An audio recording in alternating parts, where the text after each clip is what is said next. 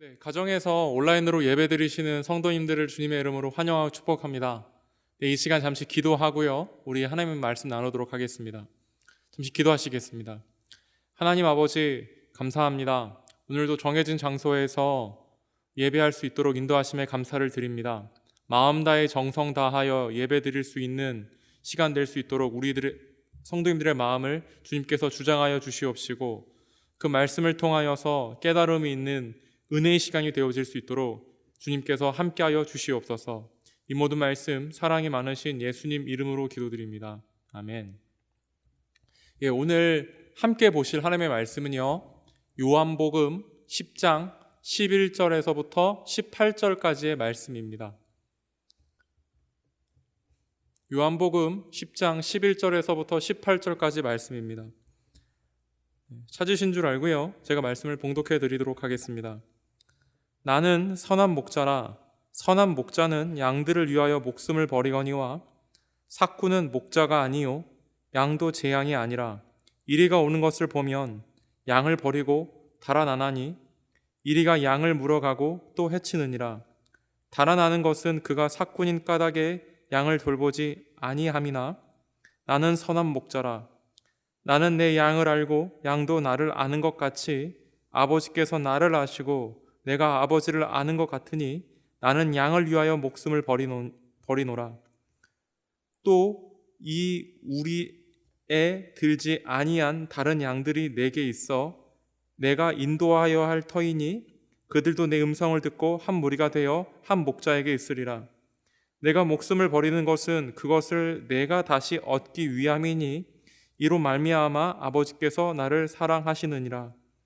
이를 내게서 빼앗는 자가 있는 것이 아니라 내가 스스로 버리노라. 나는 버릴 권세도 있고 다시 얻을 권세도 있으니 이 계명은 내 아버지에게서 받아노라 하시니라. 아멘. 오늘 저는 선한 목자라는 말씀의 제목으로요, 말씀의 교제를 함께 나누기를 원합니다. 요즘 하루가 멀다 하고요, 새로운 그런 뉴스들이 계속해서 등장하고 있습니다. 코로나 방역 확진자 수뿐만 아니라 코로나로 미치는 경제 문제까지 많은 이슈들이 나오고 있습니다. 또 어떤 새로운 이슈가 터질 때마다 그 뉴스의 헤드라인을 장식하는 인물이 등장을 합니다. 지난주에 보니까 이제 미국의 어떤 대통령이 이제 새로 취임을 했고요. 또 정인이 사건이라든지 여러 가지 어떤 이슈들이 이렇게 나오는 것들을 우리가 보게 되어집니다. 우리가 어떤 뉴스를 보게 되면은요, 그 이슈를 소개한 다음에 앵커는 반드시 그 사람이 누구인가를 이렇게 소개를 합니다. 그 사건의 중심이 되는 인물일수록 그 포털 검색어의 상위권을 차지하게 되는 것들을 우리가 보게 되어집니다. 우리가 어떤 사건이 터질 때요, 그 사람이 어떤 사람인가, 그 사람이 누구인가라는 질문은요, 그 사람을 알기 위해서는 꼭 필요한 질문입니다. 보통 많은 사람들이요, 저에게 이제 물어봅니다. 당신은 누구입니까? 라고 물어봐요. 그럼 저는 김광수 전도사입니다 라고 이야기를 합니다. 그럼 결혼하셨나요? 라고 물어보면 아니요 라고 하면 아하, 네 라고 이렇게 대화가 이제 그 마무리가 됩니다. 일반적인 경우에는요, 그 사람이 누구인가를 드러내기 위해서 명함을 주고 받습니다. 그 명함에는 그가 이름이 뭔지, 또 그가 일하는 직장이 뭔지, 직급이 뭐고 핸드폰 번호가 적혀 있습니다. 대강 그 명함만 봐도요, 그 사람이 누구인지를 어느 정도 짐작할 수 있습니다. 그런데요, 그 사람을 알기 위해서는 이 질문만으로는 부족합니다. 그가 누구인가라는 질문과 함께 반드시 물어야 할 질문이 있습니다. 그것은 그가 어떤 사람인가 하는 질문입니다. 그 사람의 인격, 그 사람의 사람 됨됨이를 묻는 질문인 것이죠. 그것은요, 명함을 봐도 알 수 없습니다. 우리가 생각해 보면 그가 누구인가 보다 그가 어떤 사람인지가 더 중요합니다. 왜냐하면 안타깝게 남에게 사기를 당하게 되는 어떤 사람들을 보게 되면은요, 그런 일을 당하게 되는 나름의 이유는 있지만 대부분의 경우 그 사람이 어떤 사람인지에 대한 이 대답은 소홀했기 때문입니다. 그래서요, 성경에서도 보면은요, 하나님은 성경을 통해서 자신을 드러내실 때 하나님은 누구인가 뿐만 아니라 어떤 분인지 하는 것도 우리들에게 알려주셨습니다. 하나님께서요, 이집트에서 고난받고 있는 이스라엘 백성들을 구원하기 위해서 모세라는 사람을 부르셨습니다. 그 모세는 불렀는데요, 그 하나님이 모세를 통하여서 그 바로왕 앞에 가서 그 하나님의 마음을 전하라고 이야기를 합니다. 근데 모세는 뭐라고 이야기하냐면, 저는 능력이 작고 연약해서 그 일을 할 수 없습니다. 만약에 그 바로왕 앞에 가서 뭐라고 이야기합니까? 라고 하나님 앞에 항변을 하는데요, 하나님께서 모세에게 자신을 이렇게 말씀을 하시죠. 나는 스스로 있는 자라고 소개를 합니다. 하나님은요, 영원 전부터 스스로 있는 분이십니다. 근데 우리가 이 대답을 들으면은요, 막연하게 하나님은 대단한 분이라고 생각을 합니다. 근데 뭔가 막연하고 뭔가 대단하긴 한데 이것만으로 하나님이 어떠한 분인지 정확하게 알 수 없습니다. 그래서요, 하나님은 그 시편의 어떤 기자들을 통하여서 하나님이 어떤 분인지 우리들에게 정확하게 말씀해 주십니다. 그것이 시편 145편 8절 말씀에 나와 있는데요, 이 말씀을요, 제가 읽습니다. 여호와는 은혜로우시며 긍휼이 많으시며 노하기를 더디하시며 인자하심이 크시도다. 아멘. 이 구절을 보면은요, 하나님이 어떤 분인지 우리는 분명하게 알게 됩니다. 하나님은 은혜로우신 분이구나. 하나님은 긍휼이 많으신 분이구나. 하나님은 노하기를 더디하시는 분이구나. 그리고 인자하심이 크다라는 사실들을 우리가 이 말씀을 통해서 더 분명하게 알 수 있는 것이죠. 예수님도요, 자신을 우리에게 드러내실 때 자신이 어떠한 분인지 우리에게 말씀해 주셨어요. 요한복음에 보면 예수님이 자신을 뭐라고 말씀하시냐면요, 나는 말씀이다. 태초부터 말씀이 있었고 나는 말씀이다라고 이야기를 하세요. 또 요한복음 1장 4절에 보니까요, 예수님은 빛이다라고 이야기를 합니다. 그런데 예수님은 말씀입니다. 말씀입니다. 그리고 예수님은 빛입니다. 그런데요, 정말 좋은 대답이긴 한데 이것으로는 뭔가 좀 막연합니다. 그래서요, 오늘 본문에 보면 예수님이 어떠한 분인지 저와 성도님들에게 소개를 합니다. 오늘 11절 말씀에 보니까요, 이렇게 말씀을 합니다. 예수님이 자신을 뭐라고 얘기하냐면, 여기 빨간 것으로 표시되어 있는데요, 나는 선한 목자다라고 이야기를 합니다. 예수님이 어떠한 분인지요, 선한 목자 비유, 목자라는 이 비유를 들어가지고 저와 성도님들에게 설명을 하는 것입니다.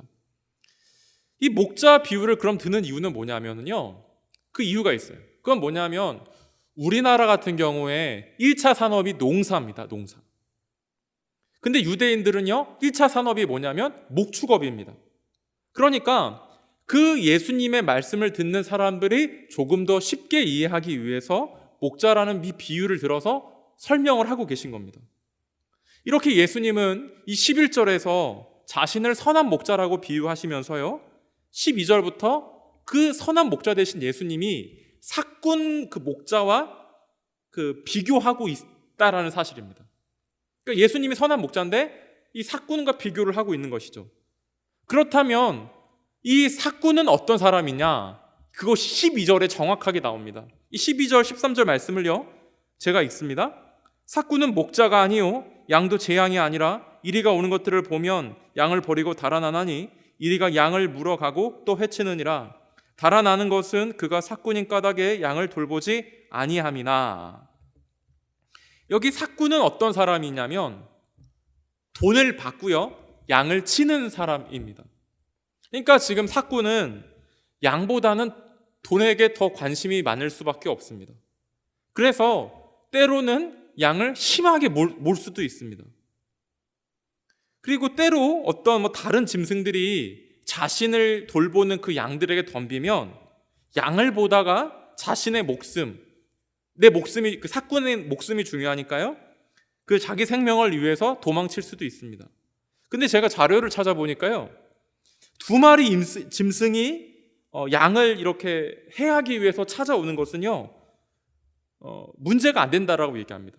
그러니까 무슨 얘기냐면, 이 두 마리의 이상의 짐승이 양들을 해치려고 올 때 내 목숨을 위해서 도망가는 건 전혀 문제가 되지 않는다라는 거예요. 이것으로 볼 때요, 이 사꾼은요, 악한 목자는 아니고요, 바르지 못한 목자라고 할 수 있습니다. 그러니까 좋지 못한 목자라고 할 수 있어요. 그런데 예수님은 그 선한 목자와 자신을 비교하면서 왜 자신은 선한 목자고 좋은 목자라고 이야기하시는지 오늘 말씀을 통해서 이 두 가지만 함께 살펴보기를 원합니다. 첫 번째는요, 왜 예수님은 자신을 선한 목자라고 하시는가? 양들을 자기 자신보다 더 사랑하시는 분이시기 때문입니다. 그것이 11절에 나와 있는데요, 11절 말씀을 보시면 이렇게 기록하고 있지요. 그 빨간 것으로 보면 선한 목자는 양들을 위하여 목숨을 버리거니와 라고 기록하고 있어요. 그러니까 예수님은 자기 생명보다 양을 더 사랑하는 분이다 라는 사실을 우리가 말씀을 통해서 알 수 있는 것이죠. 그래서 예수님은 선한 목자라고 이야기를 합니다. 그런데 이 목자가 양을 자기 자신보다 사랑을 해가지고 목숨을 바치는 경우가 있는지 제가 말씀을 좀 찾아보니까요, 사무엘상 17장에 이런 비슷한 내용이 나옵니다. 이 다윗이 10대 시절에 자기 아버지 양떼를 치면서 생명 걸고 목자 생활을 어떻게 했는지 이 사울왕한테 이야기를 하면서 경험하게 된 이야기를 사무엘상 17장 이 34절에서부터 35절까지 이렇게 기록하고 있는데요, 이 말씀을 제가 읽겠습니다. 다윗이 사울에게 말하되 주의 종이 아버지 양떼를 지킬 때 사자나 곰이 와서 양떼에서 새끼를 물어가면 내가 따라가서 그것을 치고 그 입에서 새끼를 건져내었고 그것이 일어나 나를 해하려고 하면 내가 그 수염을 잡고 그것을 쳐 죽였나이다.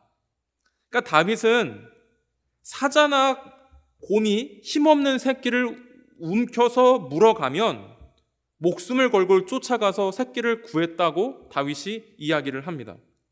저는 이 장면을 보면서요, 이 성경은 다 믿는데 이 10대 소년인 이 다윗이 조금 그 자신이 한 행동을 좀 부풀려서 과장해서 이야기하는 것은 아닌가라는 생각이 들었어요.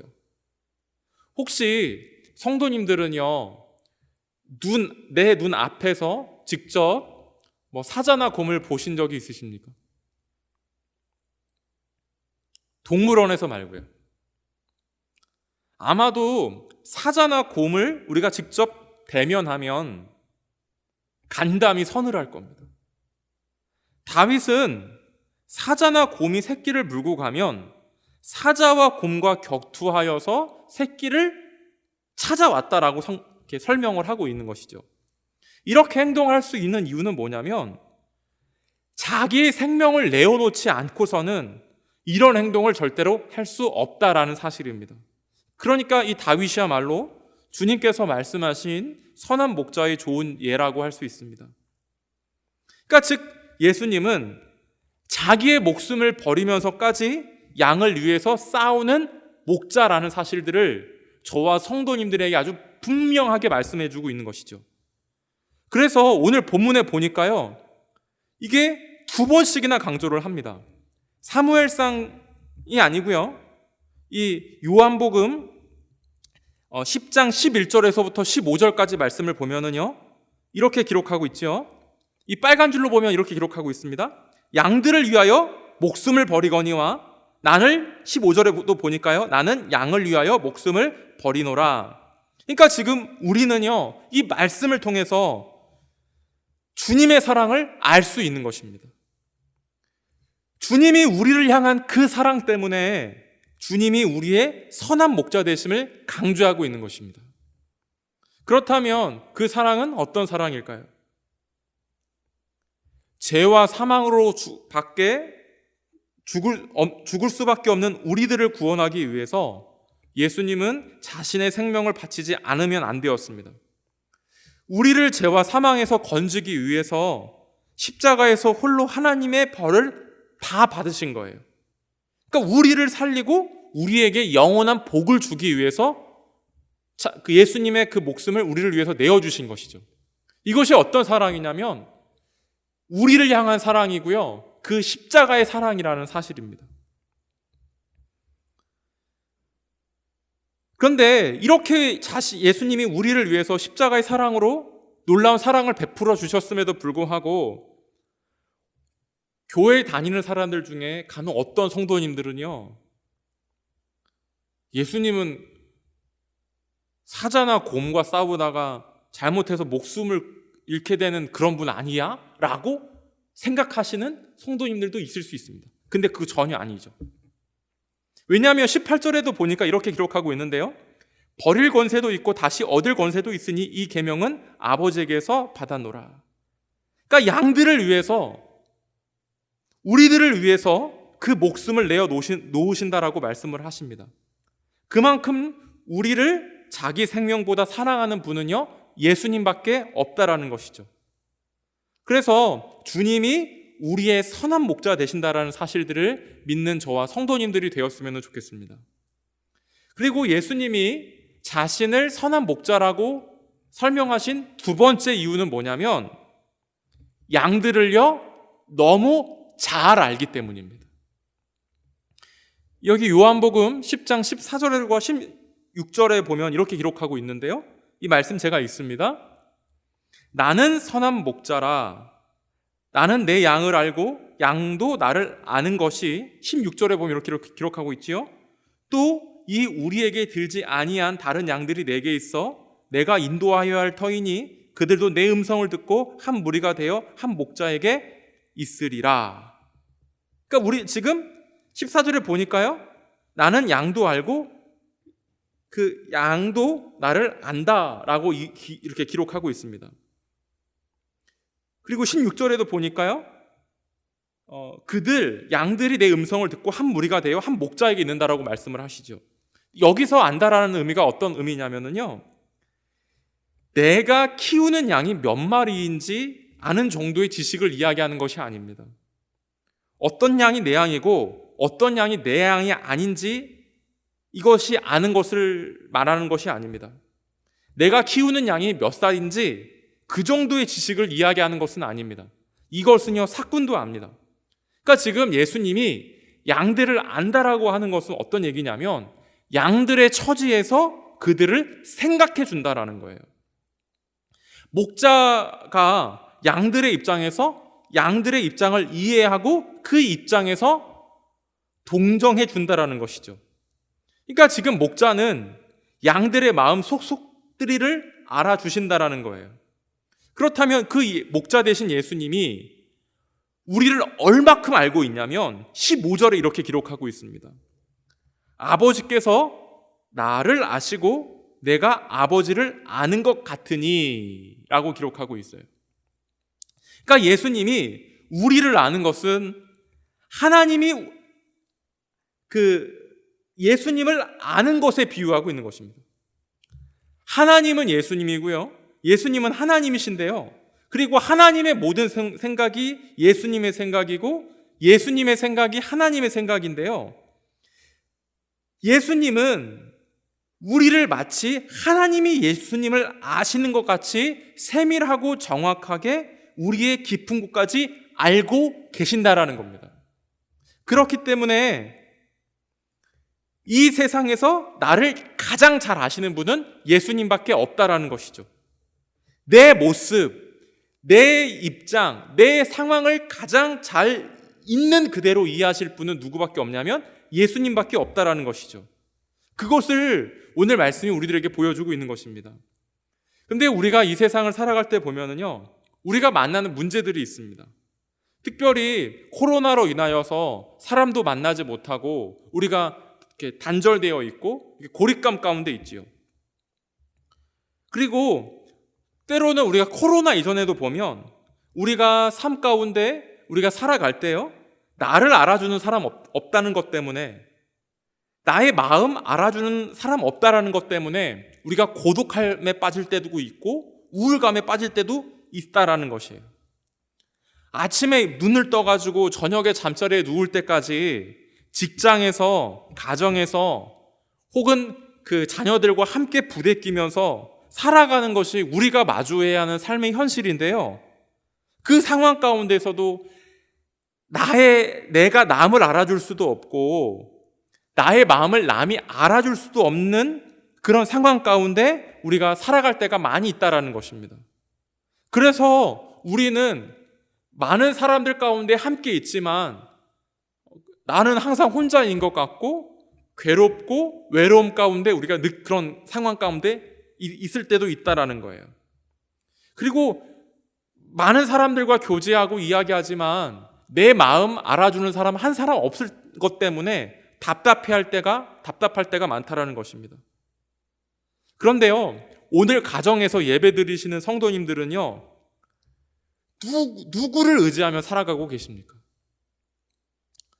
우리에게는요, 우리의 삶을 인도하시는 선한 목자 되시는 주님이 계시는 줄로 믿습니다. 예수님이 왜 우리의 선한 목자가 되시는 이유는 뭐냐면 우리의 속속 그 사정들을 알고 계시기 때문입니다. 우리의 처지에서 이해해 주시기 때문입니다. 내가 어디가 약하고 왜 불안해하고 왜 자주 넘어지는지를 알아주신다라는 거예요. 그 우리의 선한 목자 되신 주님이 우리를 항상 보호하시고 우리의 삶을 인도해 나아가신다라는 사실입니다. 그래서요, 우리는요, 삶의 자리에서 우리가 주님 앞에 해야 될 것은요, 많은 것들이 있지만 저는 한 가지만 성도님들에게 말씀드리고자 합니다. 그것이 뭐냐? 빌립보서 4장 6절에 나와 있습니다. 이 말씀이 있습니다. 아무것도 염려하지 말고 오직 모든 일에 기도와 간구로 너희 구할 것을 하나님께 아뢰라. 우리가 해야 될 것은 무엇이냐면요, 모든 일에 감사함으로 기도하고 간구하는 것이 우리가 해야 할 일이라는 거예요. 그러면은요, 우리를 잘 아시는 주님께서 우리의 마음과 생각을 지키실 줄로 믿습니다.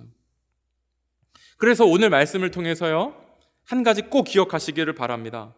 자기 생명보다 우리를 더 사랑하시고 우리의 깊은 속속들의 사정까지 알고 계시는 분은 이 세상에 단 한 분밖에 없는데요, 그분이 누구냐면 예수님이라는 사실입니다.